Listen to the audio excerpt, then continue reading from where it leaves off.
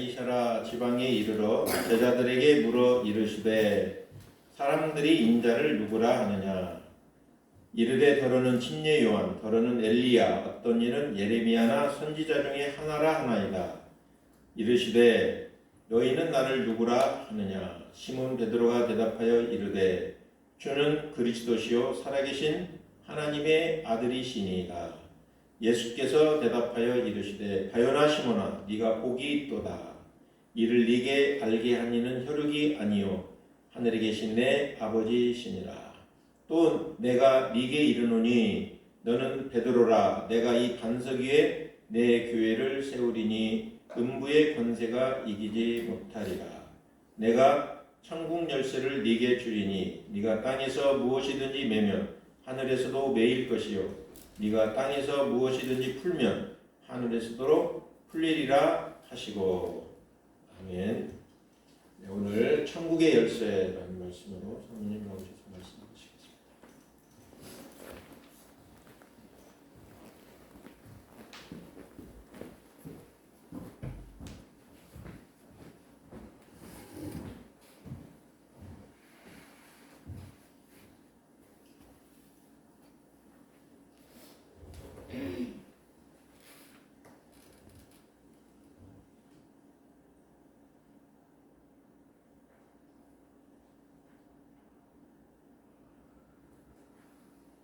기도하시겠습니다.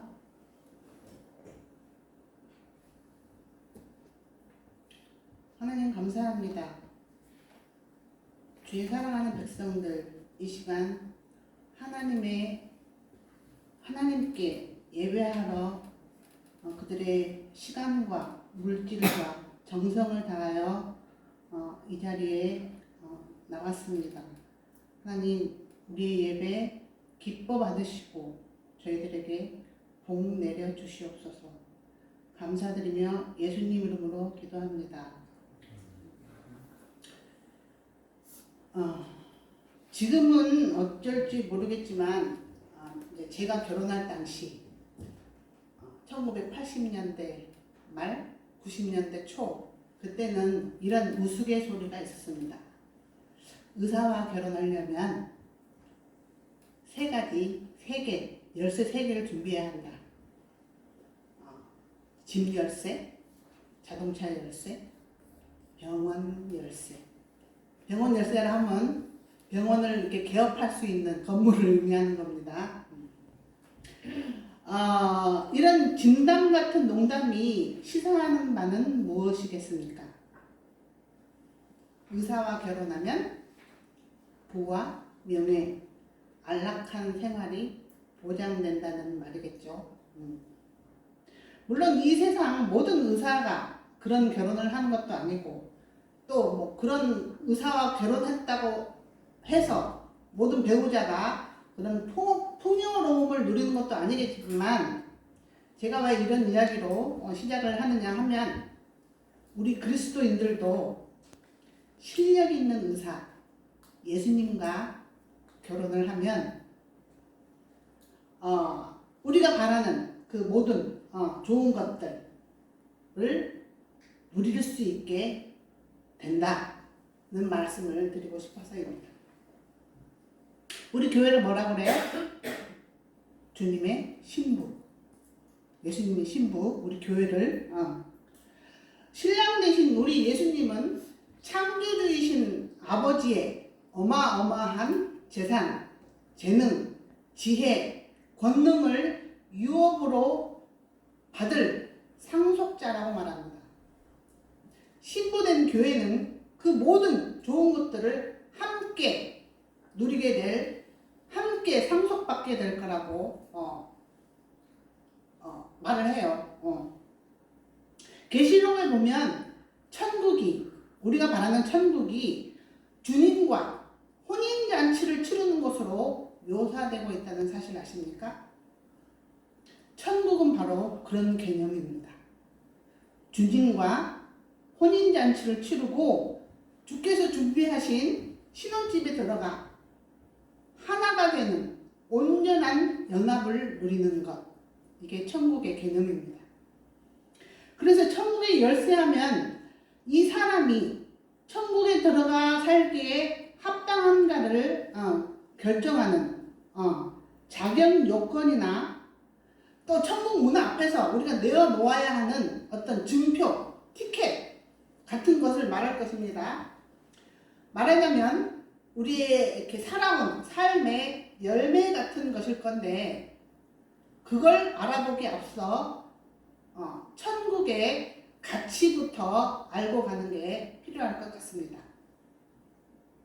천국이 이 세상보다 얼마나 더 좋은 곳이기에 사도 바울을 포함하여 예수님을 따르는 많은 제자들은 이 땅의 많은 것들을 포기하고 고난과 죽음의 길을 자처해서 걸었을까요? 그것도 억지로가 아닌 기쁨과 자원하는 마음으로 그들은 좁은 길을 선택해서 걸었습니다. 반면 불교에서는 이런 말이 있습니다. 똥밭에 굴러도 저승보다는 이승이 낫다. 왜 그런 말을 할까요? 천국을 준비하지 못해서이겠죠. 천국을 준비하지 못한 사람은 죽으면 지옥을 갈 거니까 지옥보다는 당연히 개똥밭에 살아도 이 세상이 훨씬 나을 거 아니겠습니까? 더불어서 지옥은 그만큼 끔찍한 곳이라는 것도 시사하고 있습니다. 이렇듯 예수 믿는 사람과 믿지 않는 사람의 죽음을 대하는 자세는 극명하게 갈립니다. 바꿔 말하면 천국 열쇠의 준비 여부에 따라 우리의 죽음이 영광스럽게도 되고 우리의 죽음이 비참한 참혹한 결말로 결론되어질 수 있다는 거죠. 고린도후서 4장 16절부터 18절까지 한번 보십시오. 자, 우리 한 목소리로 읽을까요? 자, 초원 하늘 여기 보고 한번 큰 목소리로 친다. 시작. 그러므로 우리가 낙심하지 아니하노니 우리의 겉사람은 낡아지나 우리의 속사람은 날로 새로워지도다.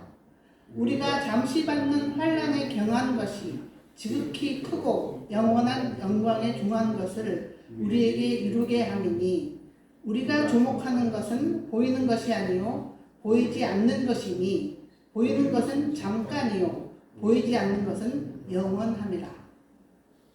자, 18절 보시면 성도는 보이지 않는 영적 세계를 준비하며 살고 있는 사람들임을 알 수 있습니다. 보이지 않지만 영원한 생명이 있음을 믿고 이 생명을 성장시키는데 집중하고 사는 사람들을 성도라고 한다는 것입니다. 보이는 것은 육이라 하고 보이지 않는 것은 영이라 합니다. 보이는 것은 쉽게 말해서 우리 70년 남짓한 이 육체, 수명을 갖고 있는 목숨을 육이라 하고 보이지 않는 것은 영원한 생명, 곧 영생이라고 합니다. 보이는 이 육신은 아침 안개와 같이 곧 사라질 것인데 세상 사람들은 길어봐야 70년인 이 잠깐인 목숨을 먹이고 입히고 꾸미는데 온갖 정성을 다하고 있는 중인 거죠. 그런데 17절을 보면 그 잠깐뿐인 인생은 환난이라고 또 스치듯 말합니다. 바울이. 말하자면 우리 인생은 고난의 바다에서 허우적거리다 결국은 죽는다는 의미입니다. 그런데 그 환난을 경한 것이라고 말합니다.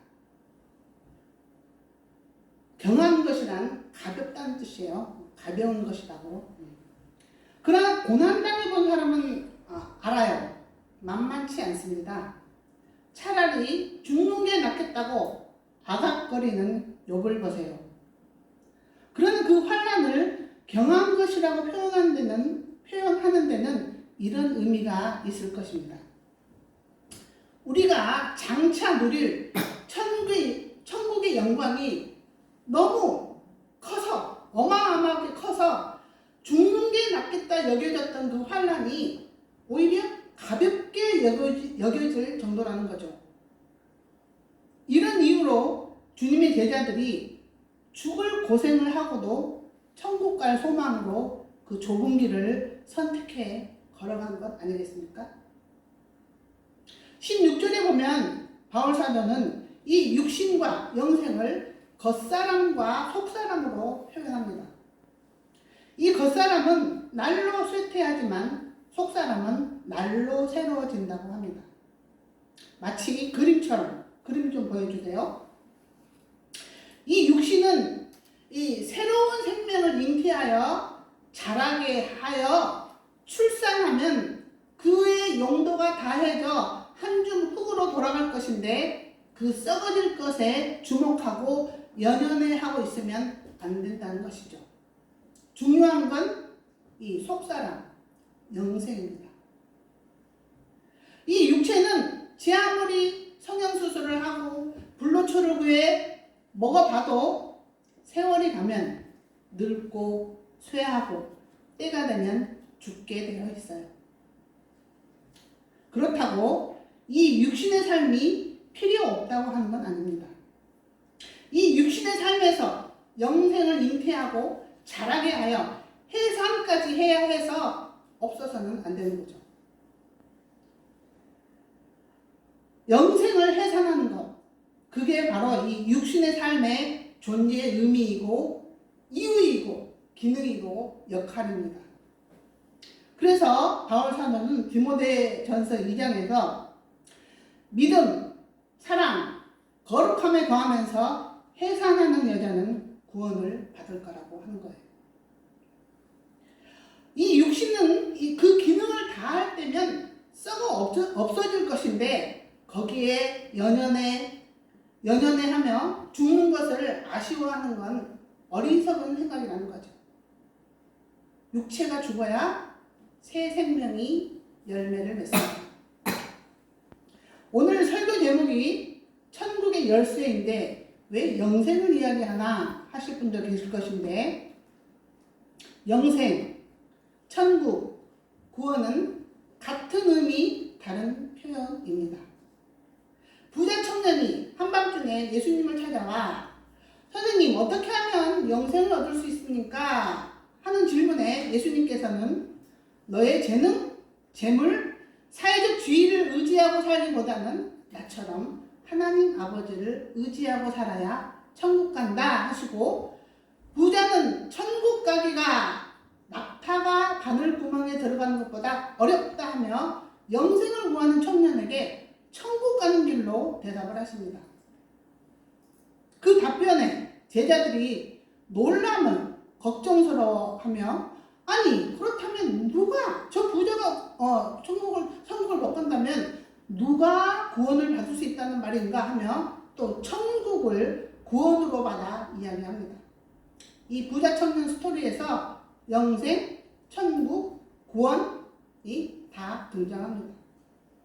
이로써 우리는 영생, 천국, 구원은 어떤 국면에서 이야기하는가에 따라 달리 표현될 뿐이지 본질은 같다라고 볼 수 있습니다.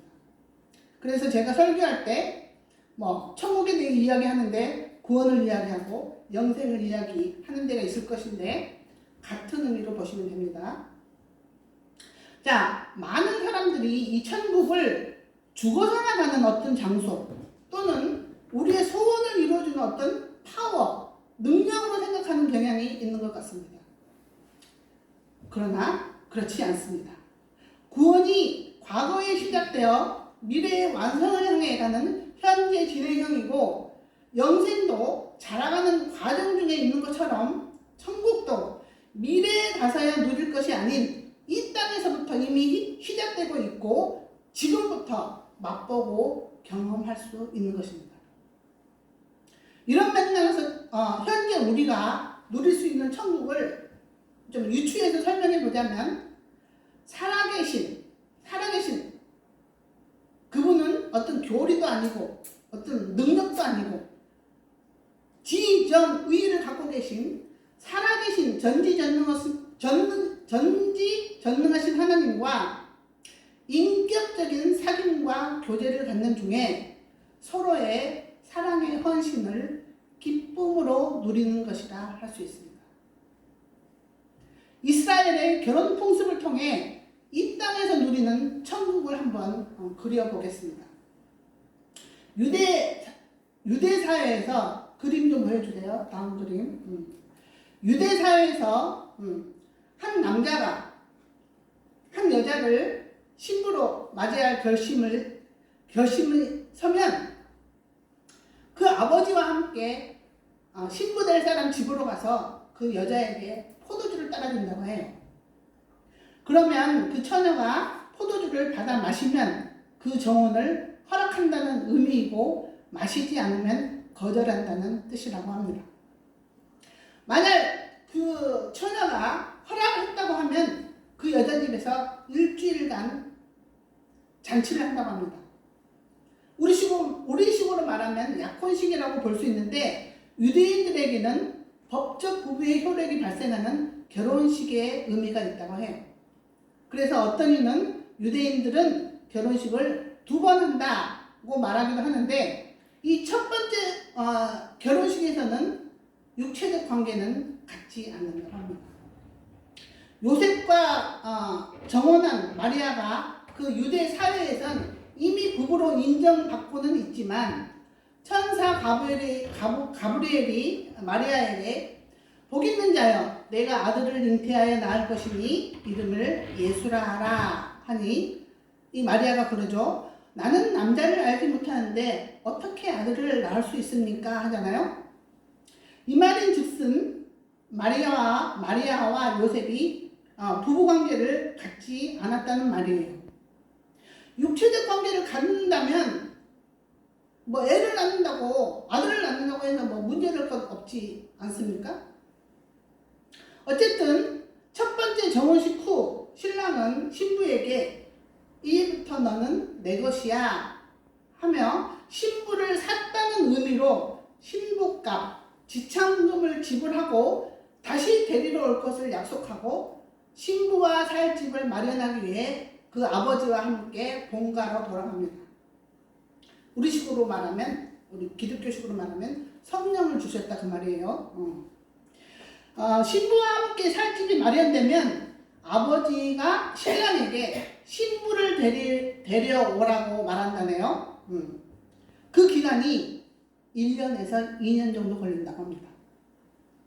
그러면 그 신랑이 들러리들과 함께 뿔나팔을 불며 신부를 데리러 와 일주일 동안 2번째 결혼식을 치르고 마련된 신방에 들어가 하나가 되어 행복한 동행이 시작되는 거죠.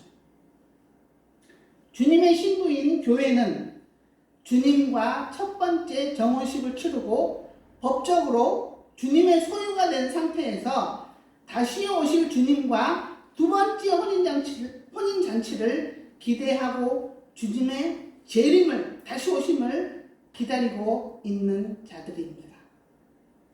그런 사람들이 우리 교회예요.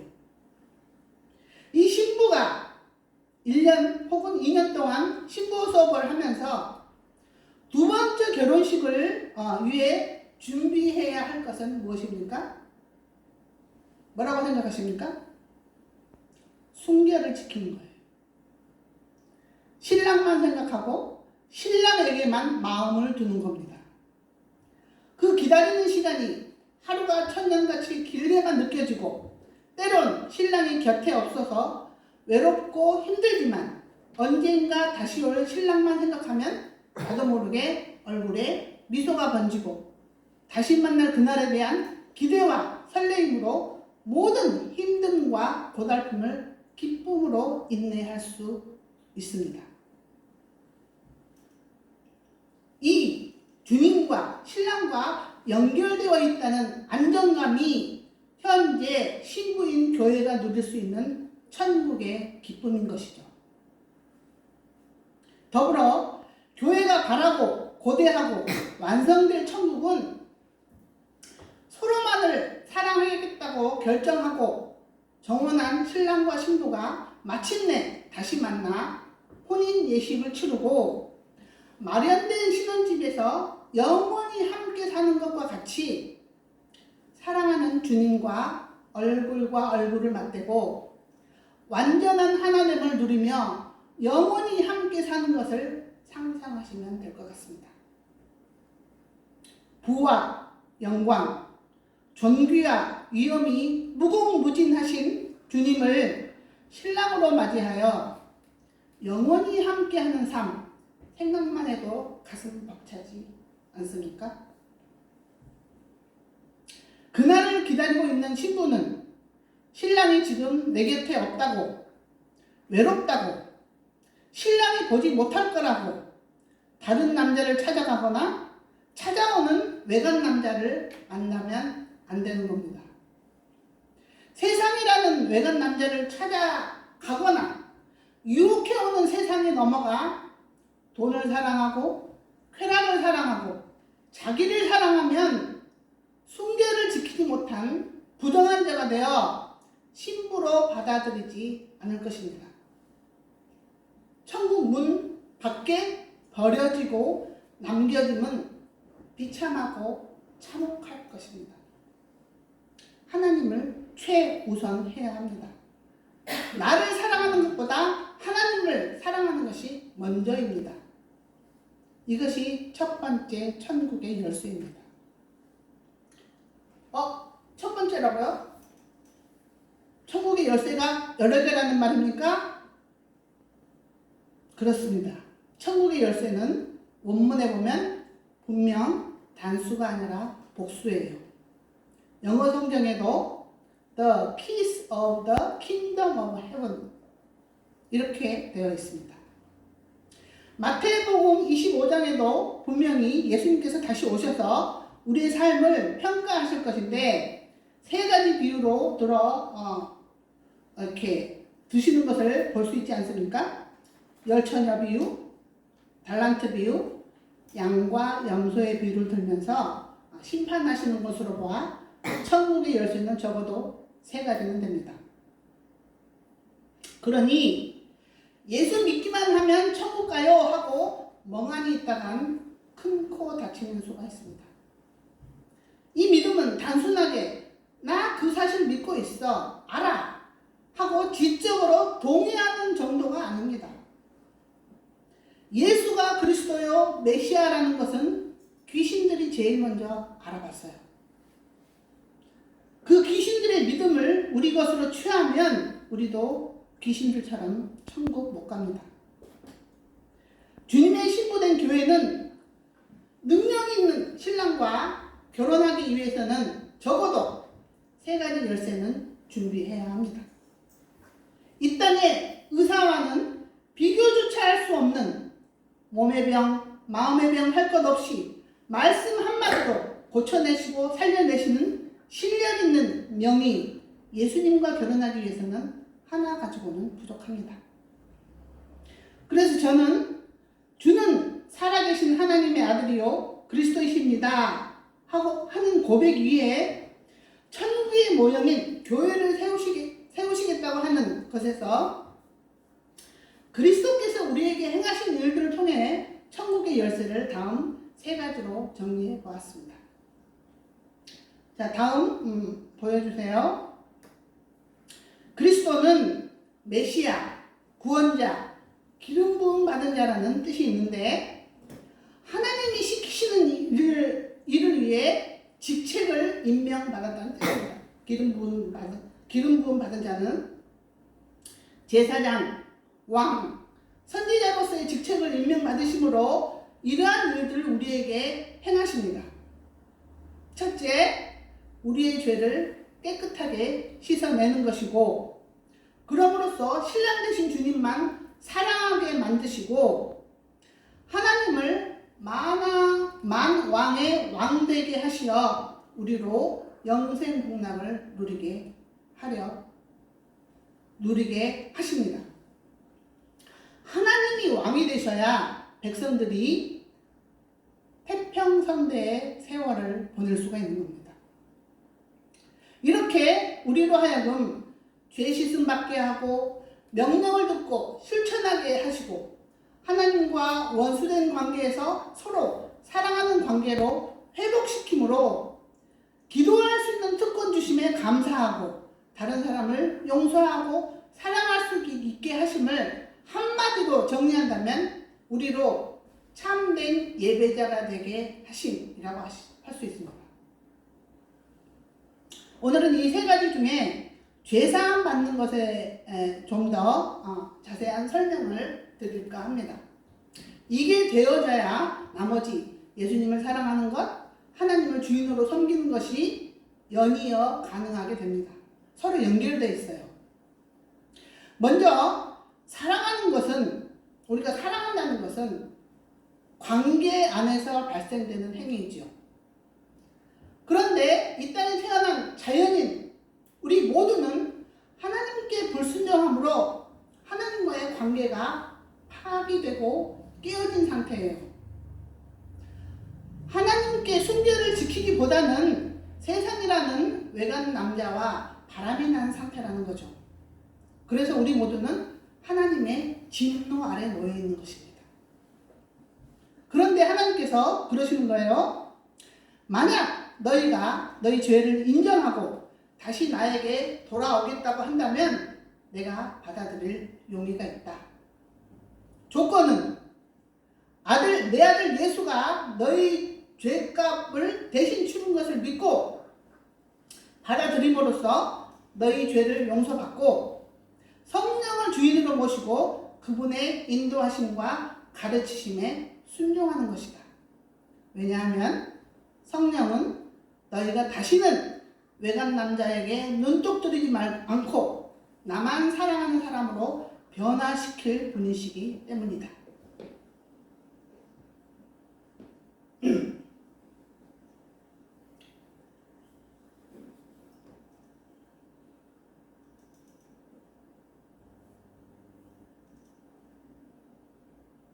자, 왜 성령의 인도하심, 성령의 가르치심에 순종해야 하는 것입니까? 십자가의 대속의 은혜를 믿음으로써 제 용서함만 받으면 구원받는 것 아닙니까? 하는 질문을 할 수도 있어요. 그러나 그렇지 않습니다. 사단이 우리를 속이고 있는 것입니다. 자, 질문합니다. 그리스도께서 우리에게 죄사함을 받게 하는 목적이 뭔가요? 왜 우리의 죄를 용서해 주셨을까요? 왜 우리가 그 십자가의 대속의 은혜를 믿음으로 우리가 죄 용서함을 받게 길을 마련해 주셨을까요? 목적이 뭘까요? 죄를 끊어내고 의인되게 하시려 함입니다. 죄인에서 의인으로 변화된 삶을 살게 하려 하심이에요. 하나님만 사랑하게 하려 하심입니다. 그런데 이런 질문을 하는 사람의 속내는 무엇이겠습니까? 죄된 습관을 끊고 싶지 않는 거예요. 술, 담배, 불륜관계 끊고 싶지 않아요. 주일도 가끔 빠지고 싶고 11조도 적당한 선에서 형편이 되면 하고 아니면 말고 그러고 싶어서 그런 말을 하는 겁니다. 그러나 우리 예수님께서 단호하게 말씀하십니다. 너희 의가 바리새인과 서기관보다 더 낫지 않으면 천국 못 간다. 무슨 뜻일까요? 주일 하루만 하나님을 기쁘게 하는 것이 아니라 매일 매 순간을 주를 위해 살아야 하고 11조가 아니라 우리의 전부를 올려드려야 천국에 들어간다는 말입니다. 어떻게 하면 영생을 얻을 수 있는가를 묻는 부자 청년에게 바로 이 말을 해주고 있는 것 아닙니까? 너의 전 재산을 팔아 가난한 사람에게 주고 나를 따르라. 이 말씀이 바로 그 말이에요. 우리의 시간, 재물, 재능 전부를 하나님을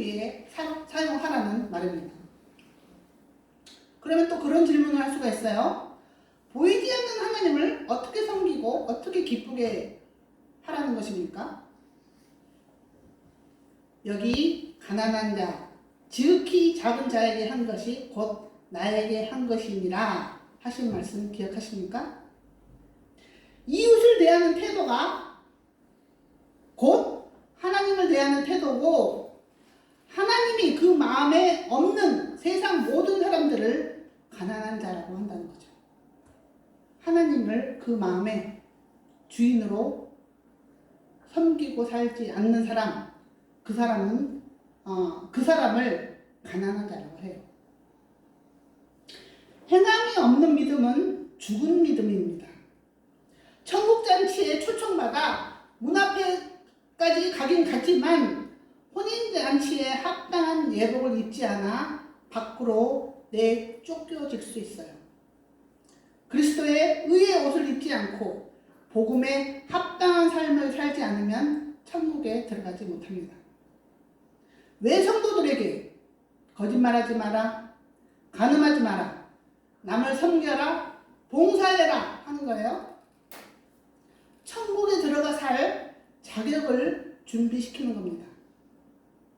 천국에는 죄 짓는 사람은 들어갈 수 없고 들어가서도 안 되기 때문이에요. 거짓말하고 음행하고 시기하고 질투하는 사람이 천국에 있다면 생각해 보세요. 거기가 천국이겠습니까? 분열, 반목, 시기, 질투, 다툼, 음행, 흘리는 눈 같은 것들은 천국에 있어서는 안 되는 것들이죠. 잘 들어보세요. 죄 없이 함, 죄 씻음은 완전함으로 또 표현됩니다. 이 완전함이란 죄를 그치고 의를 행하는 데까지 가야 완성이라고 할 수 있어요. 죄란 하지 말아야 할 행동을 하는 것도 죄지만 해야 할 일을 안 하는 것도 죄예요. 십계명을 읽어보세요. 다 해라, 하지 마라. 예. 하나님을 영순위로 사랑해라. 안식일을 지켜라. 부모를 공경해라. 거짓말하지 마라. 가난한 사람을 도와주어라. 우상 숭배하지 마라. 거짓말하지 마라. 간음하지 마라. 살인하지 마라. 욕심 부리지 마라. 그러면 반대로 의란 무엇이겠어요? 하지 말아야 할 행동을 그만두고 그것뿐 아니라 해야 할 일을 하는 것까지가 완성이에요. 세상을 사랑하는 것을 그만두고 하나님을 사랑하는 대로 돌아섰다 하는 것을 행동으로 보여줘야 우리에게도 하나님의 사랑하심을 쏟아 부어 주신다는 거죠. 이 벽에 써있는 말씀이 바로 그 말입니다.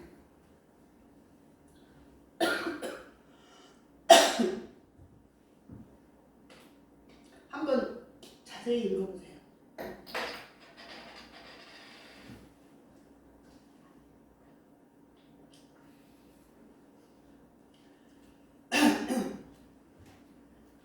왜 우리가 성령님의 가르치심과 인도하심에 순종해야 하는지 이해가 되셨습니까?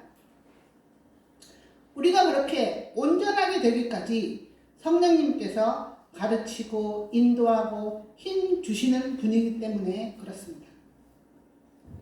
우리로 하여금 말씀에 순종하게 하고 예수님을 닮아가게 훈련시키는 분이 성령님이시라 그러는 겁니다. 성령 하나님께 불순종하게 되면 우리는 더 이상 구원받을 기회가 없게 되는 거예요. 마지막 기회예요. 모든 죄는 다 용서함 받을 수 있지만 성령 모독죄는 용서함 받을 수 없다 하는 말씀이 있죠. 성령 모독죄란 기도하지 않고 내 안에 계시는 성령님을 투명인간 취급하고 그분의 도우심과 인도하심을 구하지도 찾지도 않고 또 말씀이 마음에 찔려도 순종하지 않는 것을 말합니다.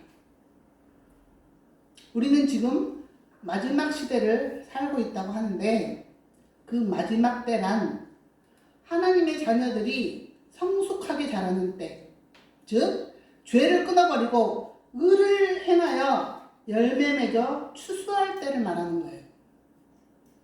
마지막 때란 어떤 지점이 아니고 예수님의 초림과 재림 사이에 그 전 기간을 말하는 겁니다. 그래서 지금 교회 시대, 성년의 시대를 마지막 때라고 하는 거죠. 하나님의 택한 자녀들이 예수님의 장성한 분량까지 성장을 마치면 이 세상은 할 일을 다 했으므로 우리의 육체와 마찬가지로 끝을 내시고 새로운 세상, 새 하늘과 새 땅을 시작하실 것입니다. 자, 다시 한번 강조합니다. 죄 씻음, 죄 사함 받음은, 죄 용서함 받음은 죄를 끊어버리고 선한 일의 습관으로 채우는 겁니다. 인간은 움직이는 존재예요. 죄된 습관을 그만 두려면 선한 일 쪽으로 그 움직임을 이동시켜야 돼요. 죄된 습관을 끊어내고 의된 습관으로 대체시키지 않으면 더 악한 죄 중에 계속 빠져들어갈 수 있어요. 한 집에 귀신을 쫓아내고 그 집을 깨끗하게 치워 놓았더니 거기에 더 큰 7 귀신을 데리고 새끼를 쳐서 데려오는 것. 성경 말씀에 있죠? 죄된 습관을 끊어내고 의의 행동, 선한 습관으로 바로 채워 넣어야 해요. 결론적으로 말합니다. 죄의 습관을 따라 살면 병들고 고생하고 결국은 죽게 되어 있고, 의의 습관을 따라 살면 몸과 마음의 질병이 치유되고 새 생명을 얻게 됩니다. 술, 담배, 게임 중독, 음행 등의 죄의 습관을 끊고 말씀 보고 기도하며 전도하고 봉사하며 선교하고 구제하는 의의 습관을 길들임으로 몸과 마음이 치유되는 복을 경험하시기를 축원합니다. 자, 오늘 말씀 기억하시면서 우리 찬송과 함께 부르시겠습니다.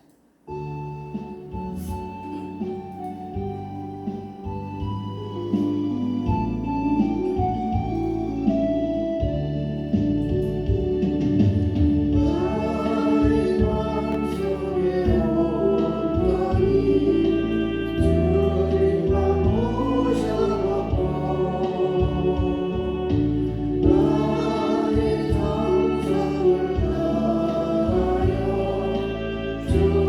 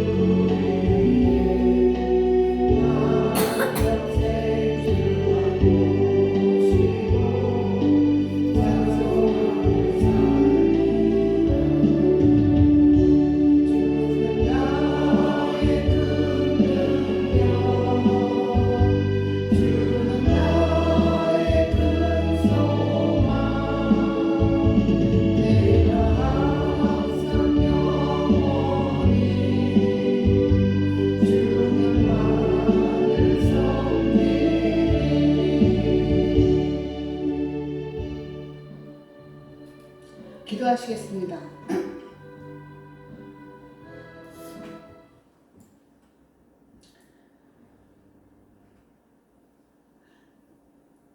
네, 주님, 그러겠습니다.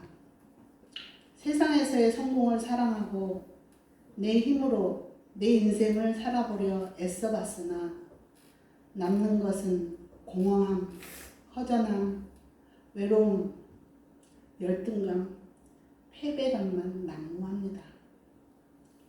내 힘으로 나를 위해 나의 성공을 꿈꾸어왔던 죄를 회개합니다.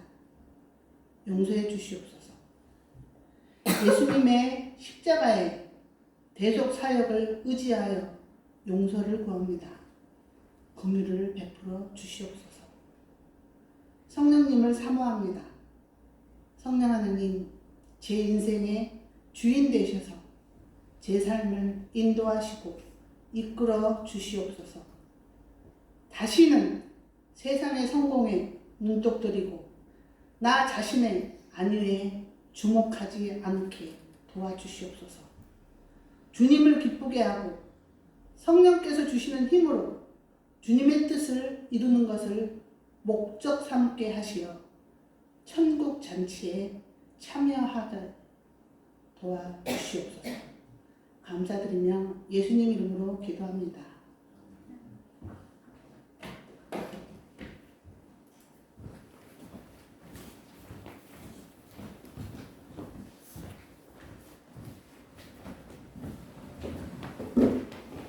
네, 감사합니다.